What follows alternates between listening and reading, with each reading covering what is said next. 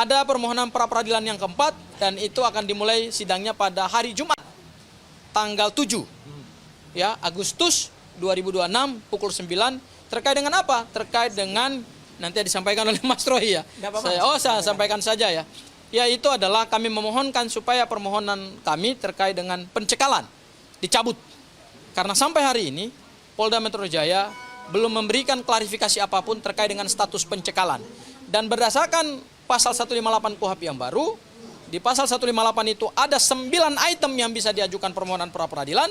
Salah satu itemnya adalah terkait dengan pencekalan, ya, yaitu melarang seorang warga negara untuk berpergian ke luar negeri ketika itu dilakukan tidak sah dan atau tidak lagi menjadi kewenangan dari orang yang mempunyai kewenangan tersebut, maka secara hukum harus dinyatakan dibatalkan atau dicabut sehingga Mas Roy nanti ke depan setelah permohonan pra peradilan keempat itu Mas Roy bebas untuk melakukan aktivitas berpergian ke luar negeri. Meskipun nanti pokok perkaranya tetap disidangkan di Pengadilan Negeri Jakarta Timur, tetapi itu sama sekali tidak menghalangi hak Mas Roy untuk melakukan perjalanan ke dunia manapun, ke negara manapun. Itu hak beliau. Kami harapkan mudah-mudahan itu dikabulkan juga ya Mas Roy ya. Dan sekali lagi permohonan yang keempat ini sama sekali juga tidak mengganggu pokok perkara. Ya. Karena ini tidak berhubungan dengan pokok perkara, tetapi ini berhubungan dengan hak seseorang untuk mendapatkan kebebasan beraktivitas baik di yurisdiksi Indonesia maupun juga di yurisdiksi di luar Indonesia. Ya, dan itu kami mohonkan melalui permohonan yang keempat. Dan yang terakhir, ada hal yang menarik, ternyata ada juga seorang pejuang yang juga sudah mengajukan permohonan pra peradilan, tetapi sebagai hak eksklusif saya berikan kepada Mas Roy untuk menjelaskan siapa pejuang tersebut. Kita dengarkan langsung dari Mas Roy. Tapi sebelum dari Mas Roy, Mas Roy, saya memberikan kesempatan dulu kepada rekanku di sini ada Bang Ristan, lawyer yang ganteng, dan di belakang juga ada seorang lawyer yang cantik, namanya Mbak Nazmi, ya, Salsabila.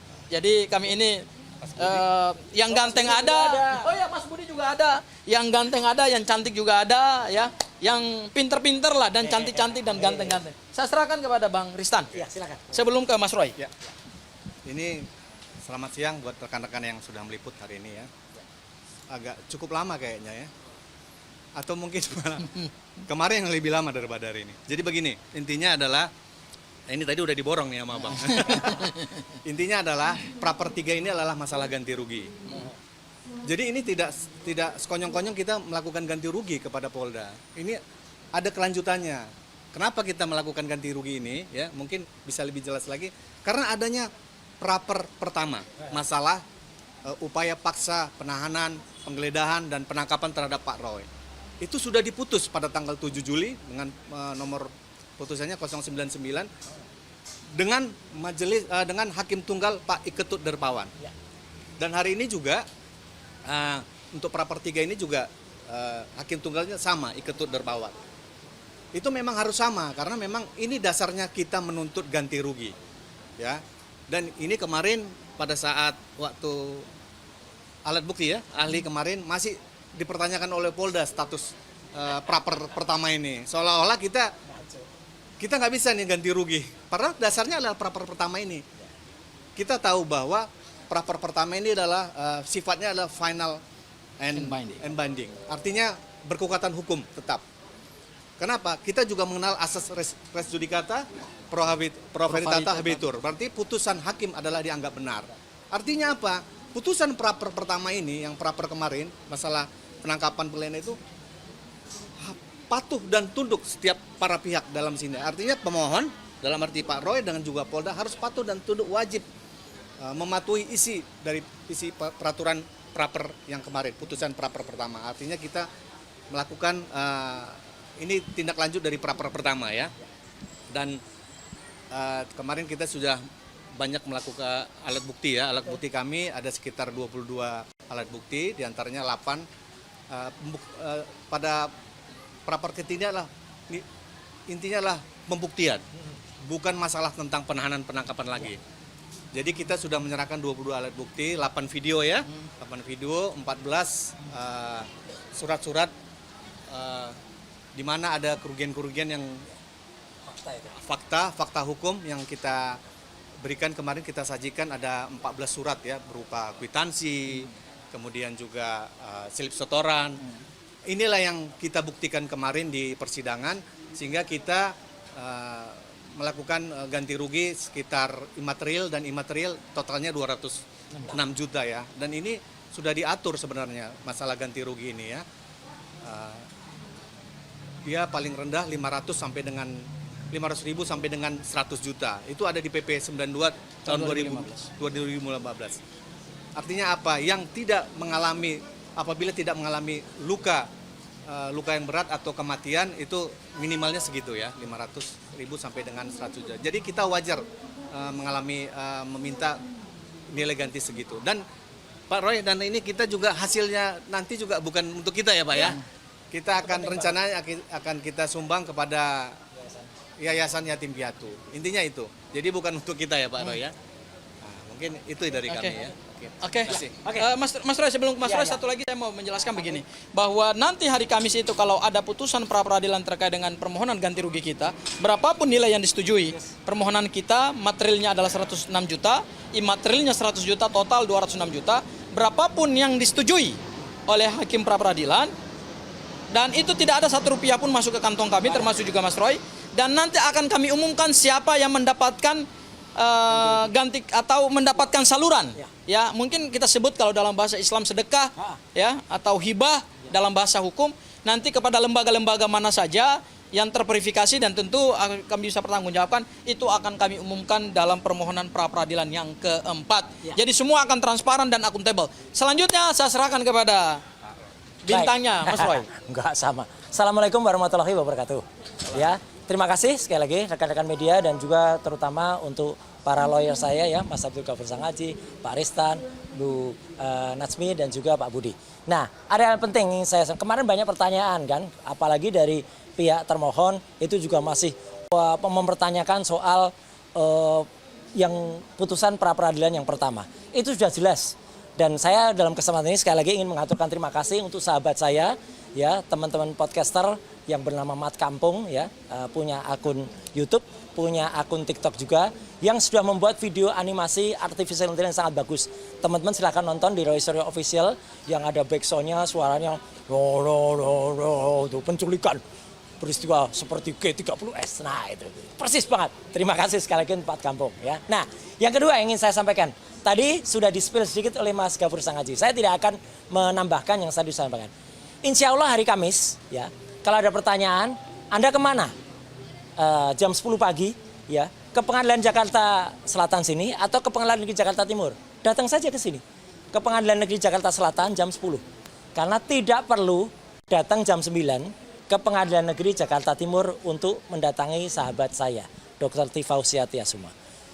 Atas petunjuk dari Allah Subhanahu wa taala dan atas ridho dari beliau dan juga atas restu dari teman semua dan hasil istikharah beliau, alhamdulillahnya tidak ada sidang untuk Dr. Tifa di hari Kamis itu. Ya, saya sudah minta izin juga, Mas Ghafur tepatnya minta izin ke Pak Wirawan Advan. Karena apa? Karena sidang untuk Dr. Tifa pada hari Kamis itu ditunda. Ditunda sebenarnya penundaannya adalah sampai dengan hari Kamis minggu depannya. Tapi saya berani yakin akan tertunda lagi. Kenapa? Karena pada hari Rabu tanggal 12 Agustus 2026 berdasarkan SIPP yang bisa diakses ya, Sistem Informasi Penelusuran Perkara, Dr. Tifa akan juga di sini. Ya, akan juga di Pengadilan Negeri Jakarta Selatan. Kenapa? Karena itulah nama pejuang yang kami akhirnya berdua kita sama-sama melaksanakan pra peradilan. Jadi ini saya umumkan, nanti silakan dikonfirmasi ke Dr. Tifa dan juga kuasa hukumnya ya. Kami berdua menjalankan pra peradilan. Saya akan menjalankan pra peradilan yang keempat pada hari Jumat dengan isi adalah soal pencekalan dan juga ada beberapa sprint yang kemudian nanti akan kita pertanyakan dan nanti alat buktinya juga akan beberapa. Dr. Tifa akan mulai menjalankan nanti pada hari Rabu tanggal 12 Agustus. Artinya apa?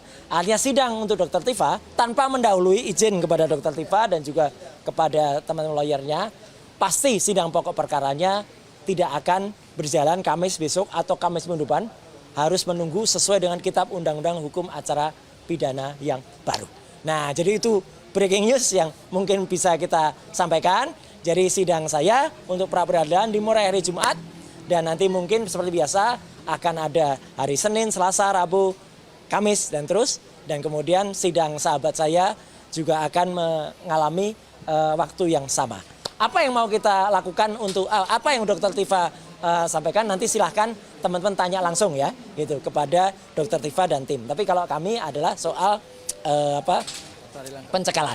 Dan itu yang saya kira penting ya. Dan satu lagi karena tadi ada juga yang sempat bertanya, ada pra peradilan lagi yang akan kita lakukan yaitu di Kalimantan Selatan. Ya. Karena apa? Itu untuk sahabat kita, pejuang juga namanya Babeh Aldo. Timnya sama. Timnya Tokham dan juga bekerja sama dengan Mas Fatur yang ada di sana. Dan yang jelas sudah ada 2 orang yang akan berangkat ke Kalimantan Selatan selain kuasa hukum. Yaitu satu ahli pidana, Pak Didit Wijayanto Wijaya, dan salah seorang saksi, namanya Roy Suryo.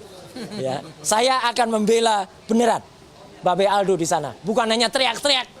Kemudian bukan hanya kemudian mengatakan, saya akan bela, tapi klien saya siap dipenjarakan 10 tahun atau 100 tahun. Itu bukan membela namanya kalau gitu ya. Membela itu adalah dan berusaha membebaskan klien. Seperti lawyer saya ini yang sangat luar biasa. Jadi saya kira itu putusan hari ini saya akan segera ke Polda Metro Jaya lagi karena saya akan mendampingi salah seorang sahabat saya, podcaster juga dari Roy Suryo Official yang memberikan kesaksian untuk laporan saya. Terima kasih Polda Metro yang berjalan atas nama seorang yang memfitnah saya secara luar biasa. Besok juga ada, saya akan membersamai juga 2 orang podcaster, cowok-cowok semua, kalau hari ini wanita. Jadi biar semuanya berjalan dengan baik, biar lawan akan pusing mikir, ya tuh. Karena apa? Apa yang kita lakukan adalah menggunakan strategi dengan menggunakan strategi yang smart, kita membaca aturan hukum yang ada. Jadi biar dia berpikir parahmen ya gitu. Nah, ini parahmen. Dia pusing kepala ya, dia pusing kepala melihat ini ya, parahmen gitu ya. Iya, dia parah ya. Biar dia parah karena apa? Orang yang tidak membaca hukum, orang yang tidak jitu itu pasti akan parah, dan kita sama sekali tidak menunda-nunda waktu. Ya, kami berdua sekarang berjuang, kami pejuang sama-sama menggunakan pola yang sama karena kami adalah melakukan yang namanya manfaat dari Kitab Undang-Undang Hukum Acara Pidana. Saya kira itu teman-teman ya. Sampai jumpa besok Kamis ya gitu di sini untuk kemudian mendengarkan putusan dari pra peradilan yang ketiga ini. Sekian, terima kasih. Wassalamualaikum warahmatullahi wabarakatuh. Ya, oke. Kita berdoa kepada Tuhan Yang Maha Kuasa, kepada Allah Subhanahu Wa Taala. Tapi ya, kalau putusan yang pertama itu adalah dikabulkan, ya seberapapun itu dari Mas Gafur itu adalah amanah daripada Kitab Undang-Undang Hukum Acara Pidana dan para undang-undang yang berlaku di kita. Ya, seberapapun jumlahnya tahu juga nggak ngaruh bagi saya. Itu kemudian akan kita berikan kepada yang lebih berat.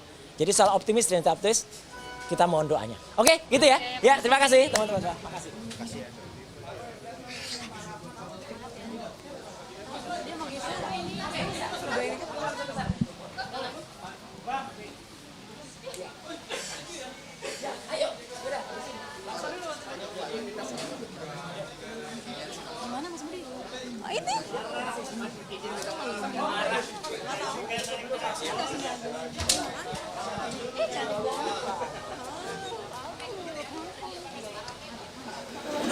Kebetulan dari Bandung Pak lagi. Oh, mana? Mau di mana? Di sini juga ya. Kita di sini lagi. Iya, mau di mana Pak?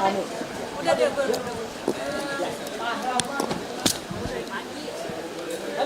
Yuk. Terima kasih. Tadi kayaknya masuk ke sini, rapat juga ya. Ayo. Ya, tadi. Yuk, terima kasih. Mudah-mudahan antar bakarannya. Ya. Oh, silakan. Silakan Bapak. Oh, enggak lah, dari susah. Iya, benar. Nanti gantian saya ya.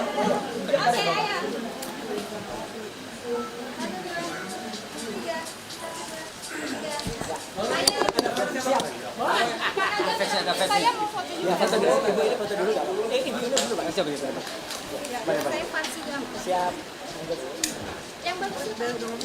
Udah, bisa. Ada. Merahnya bagus kok. Maaf orang tua minta tolong. Foto ini karena beliau